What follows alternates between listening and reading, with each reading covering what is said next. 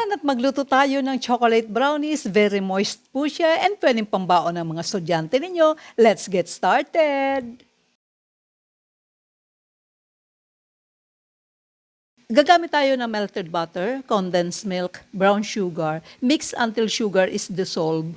Also add vanilla extract, cocoa powder. Mix until no lumps. Ilagay na ang flour, then mix. Nakatatlong addition ako sa paglalagay ng flour. Add na din ang baking powder and pinch of salt.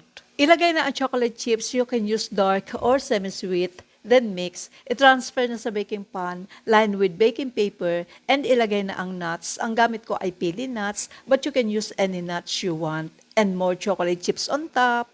Then bake for 30 minutes or until cooked at 190 degrees Celsius. So sa mga estudyante out there, enjoy these brownies and say thank you to your mama sa pagluto ng brownies. Kainan na!